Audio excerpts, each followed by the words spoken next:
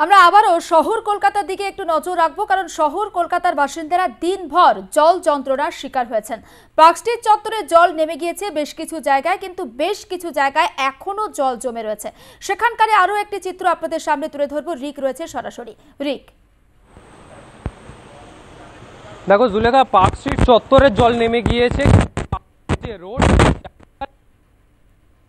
রিক, তোমার সঙ্গে অবশ্যই কথা বলবো এবং যে ছবি আমরা দেখানোর চেষ্টা করছি শহর কলকাতাতে দিনভর যে জল যন্ত্রণার সম্মুখীন হতে হয়েছে কলকাতাবাসীকে, তার প্রত্যেকটা মুহূর্তের আপডেট আমরা আপনাদের সামনে তুলে ধরেছি।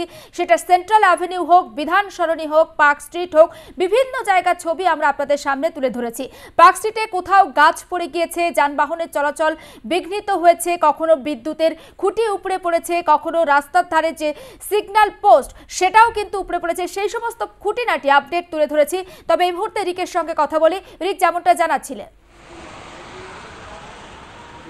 একেবারেই রয়েছি পার্ক স্ট্রিটে, আর পার্ক স্ট্রিট থেকে আমার পিছনে সোজা ক্যামাক স্ট্রিট, তারপর অ্যালেন পার্ক, মল্লিক বাজার, সেই রাস্তায় রয়েছি।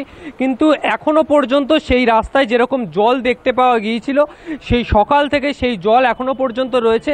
পুরোপুরি সেই জল নামেনি, তবে ফুটপাত বলা চলে বা পুরো সেই রাস্তা এখনো পর্যন্ত পুরো জলমগ্ন অবস্থায় রয়েছে।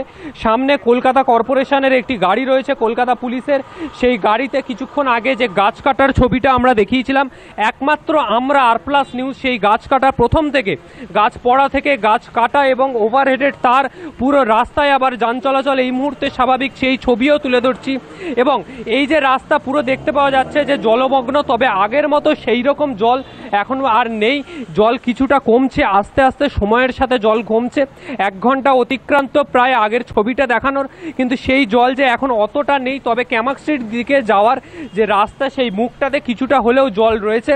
কিন্তু পার্ক স্ট্রিট, একেবারে পার্ক স্ট্রিট মোড় থেকে এই মোড় পর্যন্ত এখনো পর্যন্ত সেই রকম জল নেই। পার্ক স্ট্রিট মোড়ের দিকে যে জল ছিল, একেবারে রাস্তা বন্ধ ছিল, ব্যারিকেড করে দেওয়া কলকাতা পুলিশের পক্ষ থেকে, সেই জল একেবারে নেমে গিয়েছে। ব্যারিকেড ছড়িয়ে দেওয়া হয়েছে। পার্ক স্ট্রিট মোড় থেকে মল্লিক বাজার 7 পয়েন্ট ক্রসিং পর্যন্ত রাস্তা একেবারে আপাতত স্বাভাবিক, যান চলাচল একেবারে আগের মতো স্বাভাবিক, অন্যান্য নিত্যদিনের মতোই যান চলাচল হচ্ছে। কিন্তু সেই যান চলাচলের গতি অত্যন্ত ধীর গতিতে, রাস্তায় জল থাকার কারণে সেই যান চলাচল হচ্ছে। তবে কিছু কিছু জায়গায় যে খবর কলকাতা পৌরসভা থেকে উঠে আসছে, যে গাড়ির সাইলেন্সার পাইপে জল ঢুকে যাওয়ার জন্য গাড়ি একেবারে জলের মাঝখানে বন্ধ হয়ে যাচ্ছে, সেই ছবিও বিভিন্ন জায়গা থেকে উঠে আসছে। এবং এর জেরে কলকাতা পুরসভার যে গাড়ি রয়েছে, যে গাড়িগুলো, সেই গাড়িগুলোকে, অচল গাড়িগুলোকে টেনে নিয়ে পুরসভায় নিয়ে যাবে বা পার্শ্ববর্তী থানায় সেখানে নিয়ে যাবে বা গ্যারেজে, সেই জায়গাগুলোতে নিয়ে যাবে। সেই গাড়িগুলি গোটা শহর কলকাতা জুড়ে যেরকম ছড়িয়ে রয়েছে, তেমনি গাছ কাটার মেশিন, সেই গাড়ি, কলকাতা পুরসভার গাড়ি, কলকাতা পুলিশের গাড়ি, যাতে কোনো রাস্তায় অবরোধ হলে, গাছ পড়লে, লাইন, ইলেকট্রিক ওভারহেডের তার ছিঁড়ে পড়লে, যাতে অত্যন্ত দ্রুততার সাথে যুদ্ধকালীন তৎপরতায় কাজ করে সেই গাছ যাতে সরিয়ে দেওয়া যায়, সেই কাজই তারা করছেন।